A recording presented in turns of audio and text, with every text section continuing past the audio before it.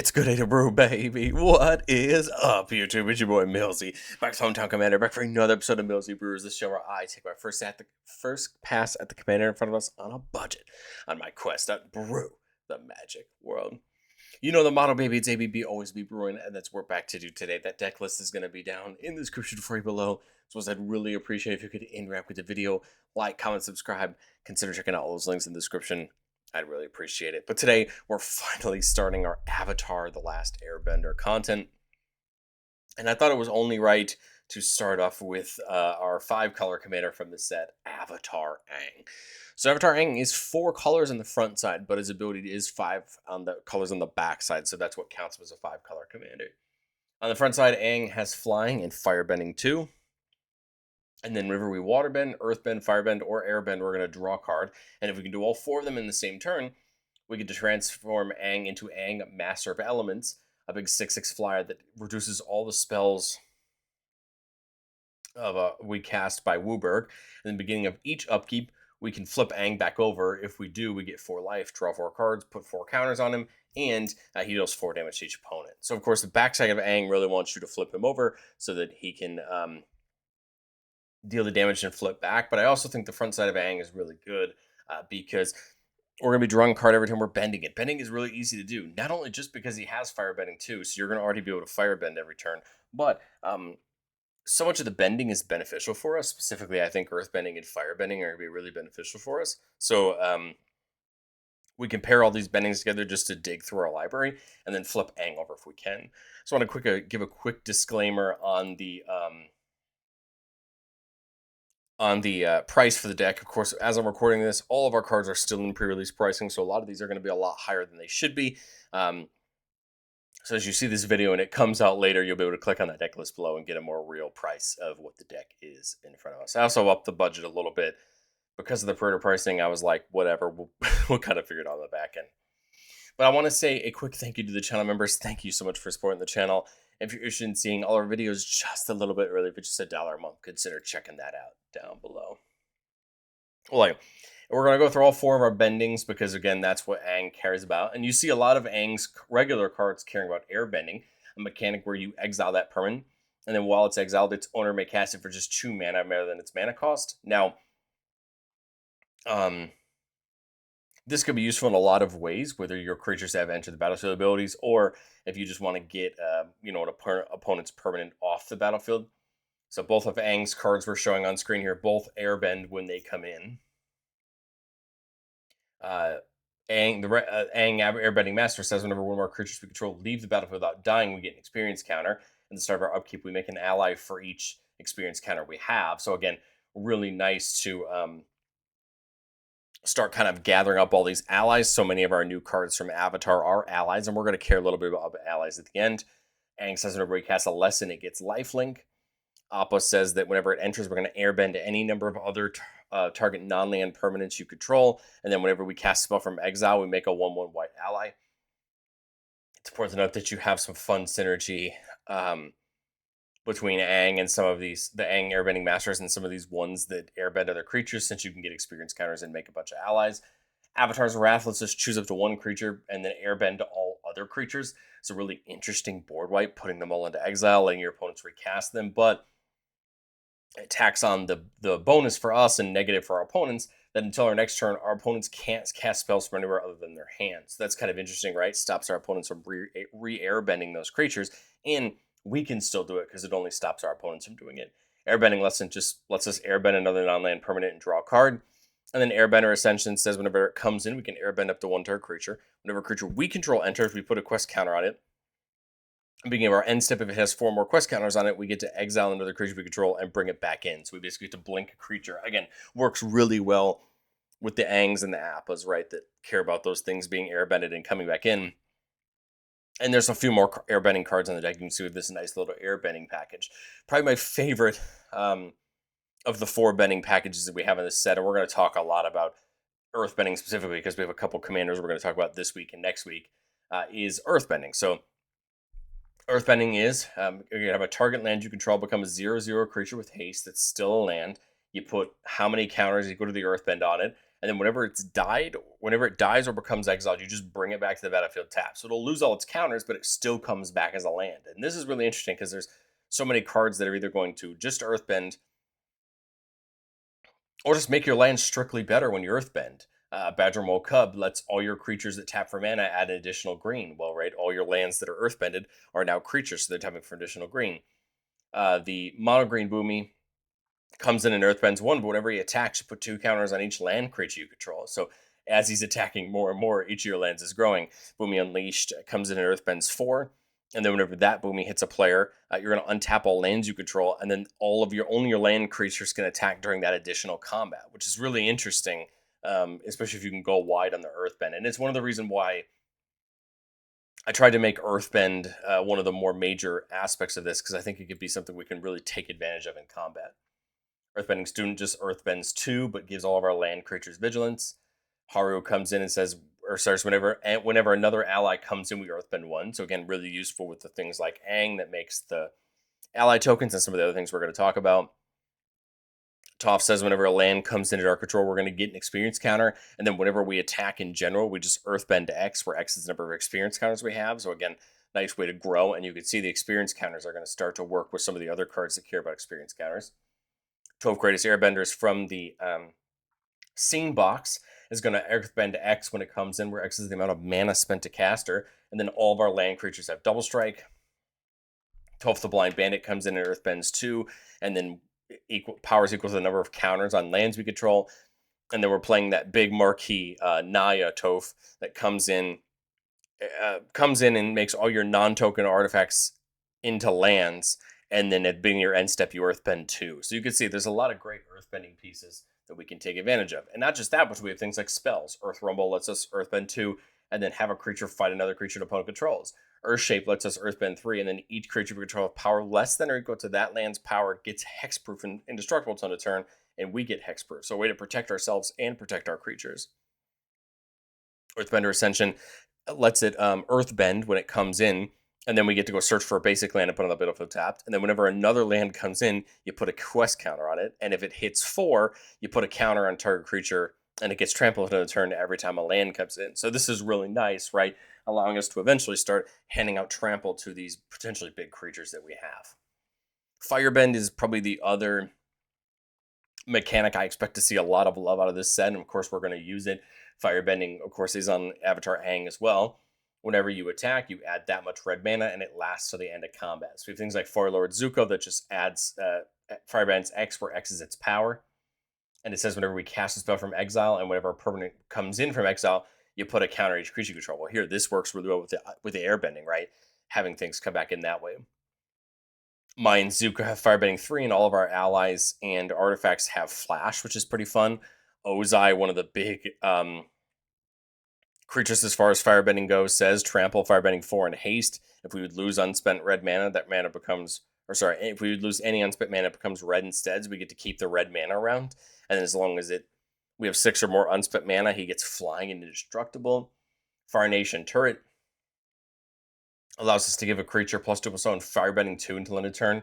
And for a red mana, we can put charge counters on it, so we can use that unspent Firebending mana and throw it into the turret. And then as long as we can get up to 50 counters on it, we can take those 50 counters off to dome somebody for 50 damage. So the Fire Nation turret becomes a really big threat if you have a lot of Firebending. Firebender Ascension comes in and makes a 2/2 soldier with Firebending 1, and then basically, whenever a creature we control attacking causes a trigger ability of that creature to trigger, put a quest counter on this enchantment, and if it has 4 more quest counters on it, you may copy that ability. If you do, you choose new targets for the copy. So it's important to note that the difference between something like Firebender Ascension and something like Ishin or Wayncrag Siege is that the creature that's attacking has to trigger its own ability by attacking. It's not just whenever you attack. So it's a little bit more restrictive, but we don't really care because it's still going to be beneficial, and especially with all of our firebending, it's pretty beneficial. And then Fire Nation Palace is just a land that can give firebending to a creature, right? Works really well with things like the turret and other things that you have. Waterbending is probably one of the ones I'm the least focused on in the deck, but of course there's some very interesting things. Waterbending means that in order to pay the waterbending cost, you can either tap your artifacts or creatures to help, and each one that taps pays for 1. kind of like Convoke, I guess is the best way for me to kind of to explain it, but you also include artifacts. So Katara, when she comes in, makes a white ally creature token, and then can waterbend to make all your creatures XX's till end of turn, except X can't be 0. Aang's Iceberg comes in, exiles up to one target non-land permanent until it leaves, and then you can pay waterbend 3 to sack it to scry 2. Waterbender Ascension, whenever a creature we control deals combat damage to a player, we put a quest counter on it, and if it has 4 or more, then we draw a card. So we have a way basically to work it into a Biden of Thassa style effect, but you can waterbend to make your creature unblockable till the turn, which is a very interesting ability. So you can see with the bendings that all of them are really key effects, but I think the big thing to remember, and the thing that's going to be easy to forget, is that as long as Avatar Aang is out, anytime you bend, you're drawing a card, which to me is a huge deal. I think it's something that a lot of people are going to discount and you're going to forget about when you're building your deck, and I think it's something that's going to really make a difference. The other thing is, most of the creatures we just talked about are allies, meaning we can take advantage of the allies that are in the set. Aang and Katara, whenever they enter or attack, make a bunch of ally tokens where X is the number of tapped artifact or creatures you control. We have some of the old allies from Battle for Zendikar and Oath of the Gatewatch here in General Tazri. Whenever Tazri comes in, we can just search our library for an ally and reveal it and put it into our hand. And then for Wooburg, we can give all of our allies +X on the turn, where X is the number of colors among those creatures. So Tazri can be a big buff, especially all these 1/1 allies we have a position to make. Great Divide Guide can allow all of our lands and allies to tap for mana of any color. This is the kind of fixing that's a huge deal, especially in 5 colors, so that you can make sure that you have all your colors when you need to have them. Katara the Feelers doubles up all of our allies' triggered abilities. Again, great because Avatar Aang's an ally. Sokka is going to make a ally every time you cast a non-creature spell, and all your allies get menace and prowess. Very interesting ability, and can be very brutal over the course of a turn if you can get them to be buffed and give them menace, making them a little bit harder to block, right? Urza's Incubator are going to help us get out our creatures a little bit easier by making our allies cost 2 less to cast. Allied Teamwork, buffing all of our allies by +1/+1 and makes an ally token when it comes in. And then Sokka's Charge, giving all of our allies double strike and lifelink, is a huge deal during our turn. I mean, it's going to gain us a lot of life on the way back and hopefully keep us afloat as we try to focus down attacking. But I've said it before on the show and I'll say it again. No deck's ever complete. It's my first shot at Avatar Aang, and I think going into testing, there's a couple key cards I really like the look of. I love the idea of something like Planetarium of Wan Shitong. So you're going to pay 1 to scry 2, and then whenever you scry Surveil, you look at the top card of your library and you can cast it without paying its mana cost once per turn. This is a really huge deal, letting you scry and pick whatever you want from those 2 and put it on top, and then you get to cast it for free. It's also something that maybe we could probably help manipulate more if we wanted to, but I think it's just an interesting piece to play. The other is White Lotus Tile. This is an artifact that taps for X mana of any one color, where X is the greatest number of creatures you control that have a creature type in common.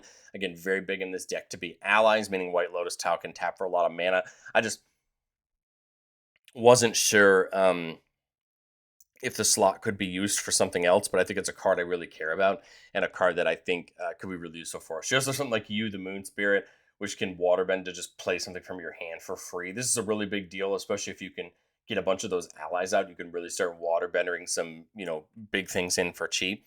I think it just comes down to how you build your deck, but I think you could also see a lot of love in those just straight up allies decks that we'll talk about in the weeks to come. But let's do what we love to do on the channel the most and get into our playtest. Remember, the goal of playtest on our channel is not to find magical Christmas land. It's not to just show off all our best plays, but to get in some gameplay scenarios and kind of understand what hands we're looking to keep and how we're going to set them up here. Here's a really odd one. I've got a 2-lander with a rampant growth, so I can get a white source for something like Allied Teamwork, but we're missing the black here. So this is kind of one of those odd hands, but we do have the World Tree. World Tree says that once we have 6 or more lands, all our lands just tap for mana of any color. So of course, depending on what we start to get off the top, it could change what we go for. My thought on this rampant growth is a white source to be able to get Allied Teamwork in. I was gonna say we're still a mana off, we're still a color off Aang, but I mean you have a play here, you have a play here, so we do have some options. It's just coming out to get it. Well, there's the Savage Land. Savage Land will help us get black. I think it makes sense because there's nothing. All I can do is these 3 this turn. I mean, I guess I could Reflecting Pool and go for the Toph if I want to. I think I like the Savage Lands. If I do this next turn, I could do that. But I'm still missing the blue source, right? So I could Toph this turn, and then I'd be stuck with 4 mana next turn, and it feels a little bit weird with what's in my hand. I kind of like the idea of going with the lands this turn.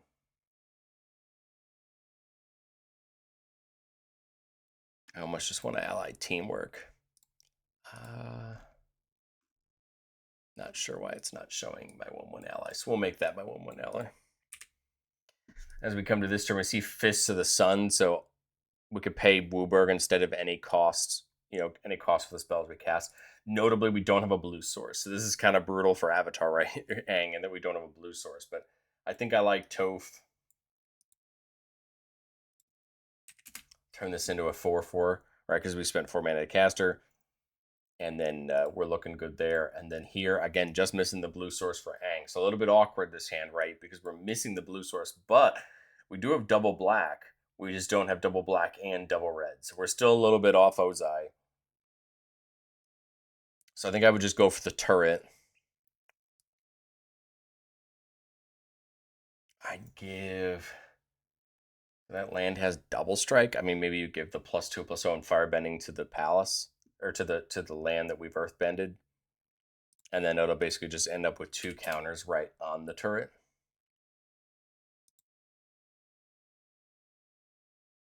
We technically could probably put the red into it to get another one. Oh, continuing to miss that blue source, which is brutal. It's one of those examples where when you can't fix, right, you start to see issues in front of you. Now I have two red sources, but only, 2 red or black sources. 3 red or black sources, but not 4 of, 2 of both.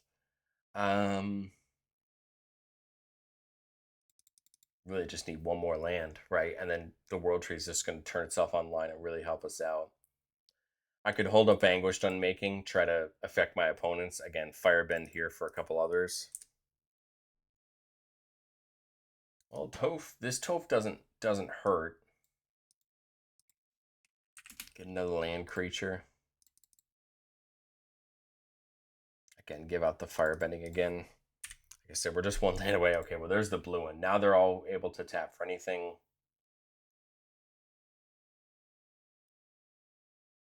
I think it's Aang that's going to allow us to Earthbend again. That draws us a card. We can give out the Firebending to draw another card. Now I think we're going to have a really good time because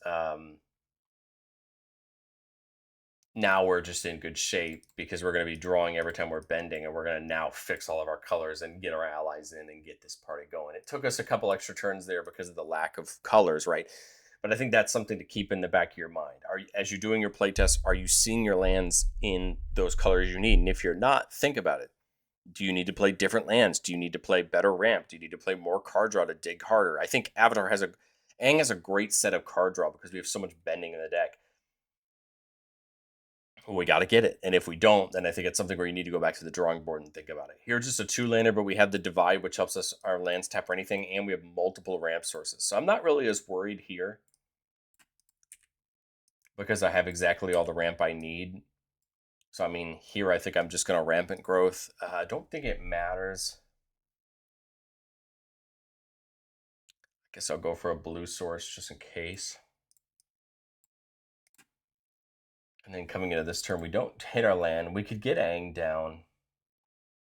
I could go Urza's Incubator into the Divine Guide, and that just fixes all my mana, right? And then that allows the Guide to tap for mana next turn. So now here at 6 mana, right? Your allies are costing 2 less.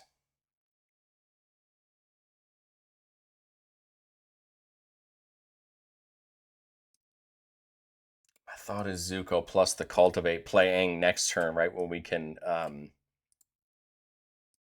play Aang next turn when we can take advantage of being able to Firebend with it, and maybe get something else down as well. Put the planes in our hand, and then we didn't play a land this turn, so we can at least get it in. But again, now Zuko is going to be getting us some extra. So we play Aang. That is not a permanent entering from exile, but Aang now comes in. So we are going to firebend with Zuko this turn at minimum. I've still got 4 mana left. I like the Soka's charge, just giving Zuko double strike, right? And lifelink. Attack, we're going to firebend 2 because that's his power. So we're going to draw off firebending, right? And then it attacks, but it has double strike and lifelink, so I can't imagine any block here should be too dangerous for us. But again, pick the right opponent.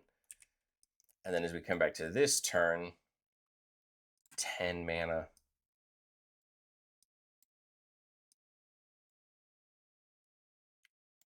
My thought is you Toph. Now, the only problem here is that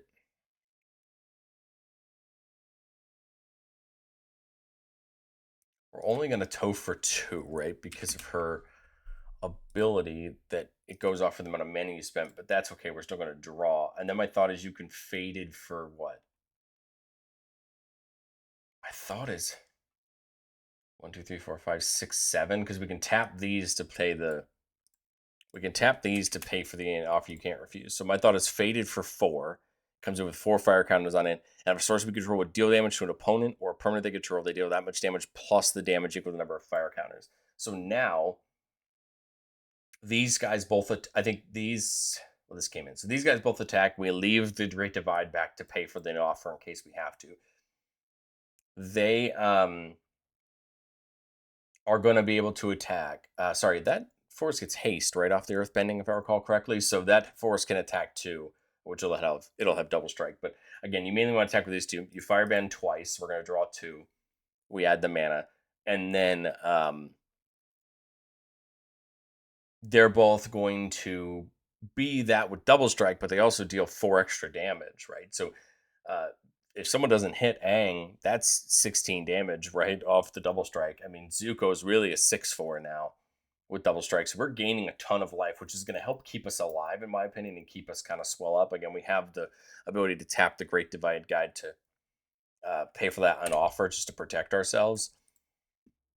And then as we come back to this turn, I mean, Boomy feels great. Just don't have haste on it. But other than that, I think it's a great choice. We didn't see any air bending or water bending this game. We only saw earth and fire bending, but you can see it really doesn't matter because we're drawing, right? You're seeing these engines start to spin up. Faded Firepower is going to become pretty hard, especially as you start getting double strike. We would have loved a way to get trample on the earthbenders as well. I think Boomy does that. This is what, an earthbend of 1. And then we draw because we earthbended. Cost 2 less because it's an ally. So I've got, 6 mana up plus. And get the water scan if we want for a little more mana. But again, now you attack. They all are going to deal 4 extra. So if somebody blocks this mountain, it's going to be a brutal block for them, right? We're going to firebend twice. So that's, 2 more cards drawn. Did I draw on that earthbend? I think I did. But again, now you can see, again, the fire bends are working out for us. These bends every time are drawing us cards, and that's going to be the thing, hopefully, to continue to progress you right into more pieces.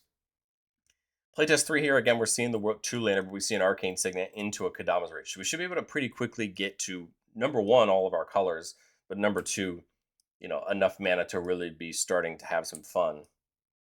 So here we do have the option of going right into Aang. If I do this, what am I doing the next turn? Toph, maybe? Or I go Toph. And then, so if I Aang this turn, what am I doing next turn? Toph, but Toph wouldn't airbend because I wouldn't have an experience counter unless I topped a land.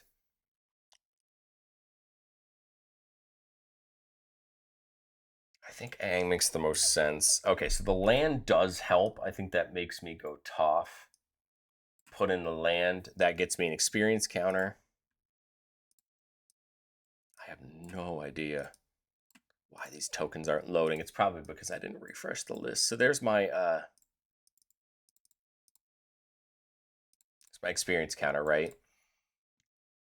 And then Aang attacks, I firebend, so I draw, and then I earthbend 1 because I have 1 experience counter.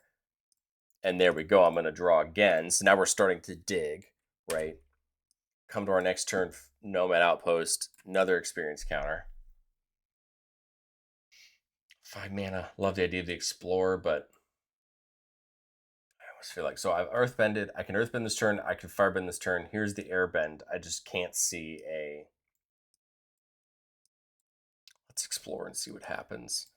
All right, so another land. I almost thought it's just come in and earthbend.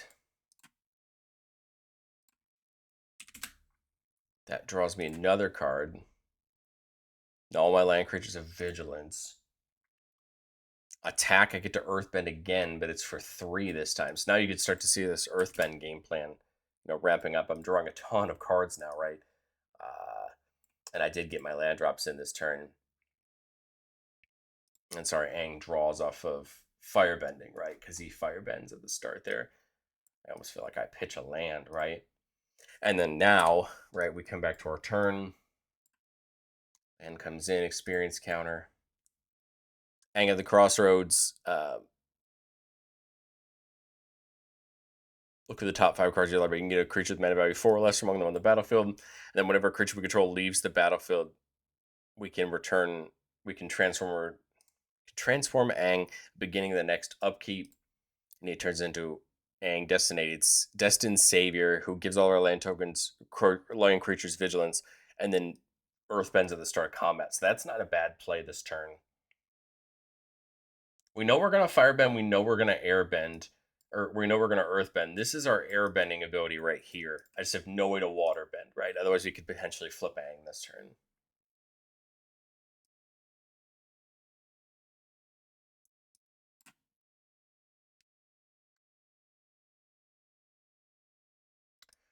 I mean, I almost want to like airbend an opponent's thing. We draw 2, right? Because we airbended.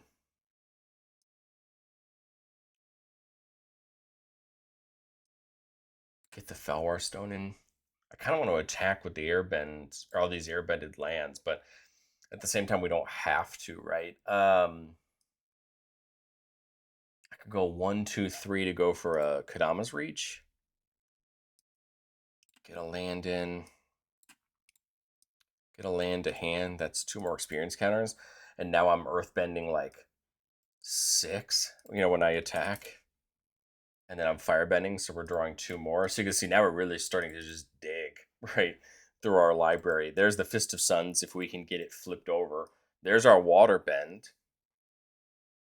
Now we're missing the air bend, but we do have it on Avatar's Wrath. It's just not ideal, right? Because you're gonna airbend all other creatures.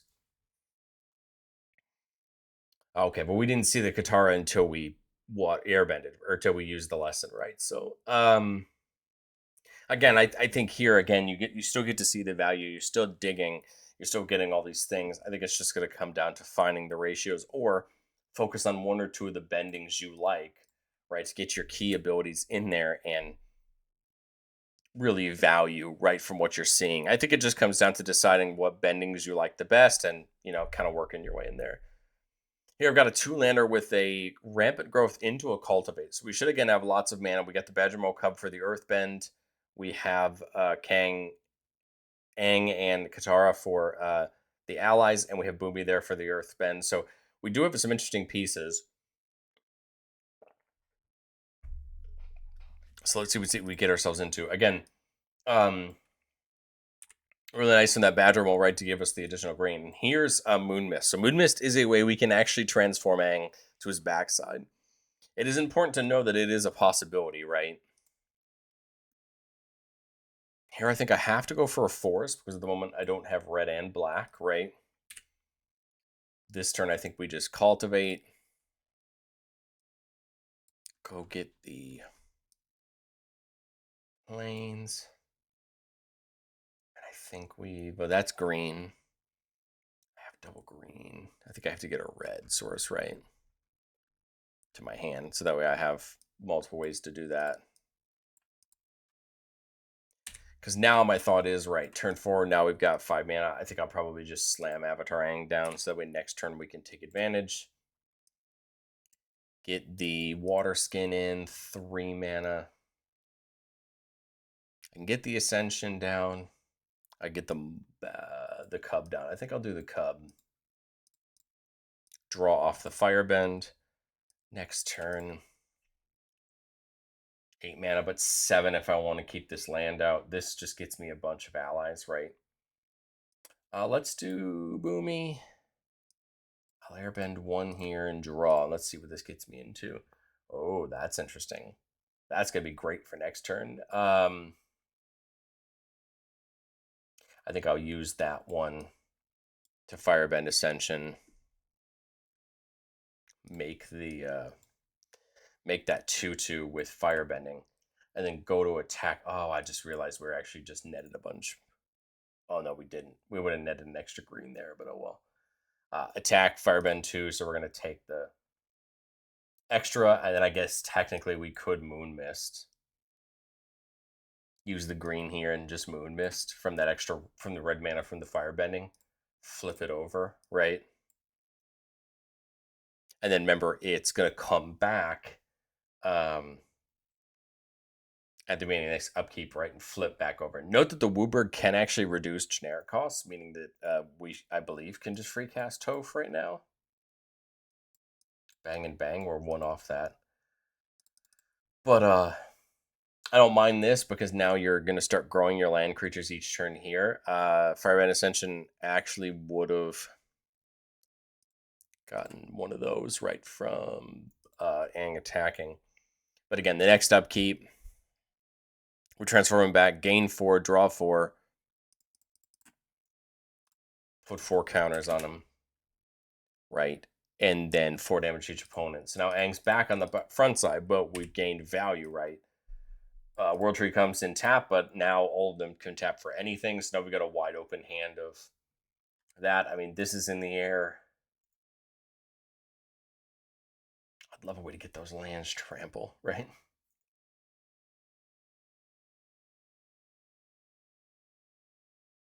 Fated Firepower could just be a ton of fun, or like Katara could just be, or Aang Katara could just be a ton of fun. So 2, 3, 4, 5, 6, 5, 6, 7, 8, 9. 9 mana at the moment.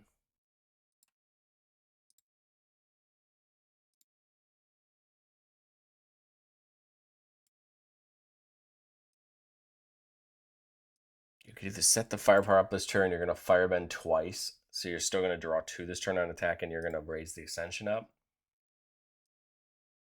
Or you go Earthbender, come in and Earthbound for 4. Draw a card. 1, 2, 3, 4, 5. Doesn't untap. So I could Fated Firepower for 2. I almost feel like it's worth.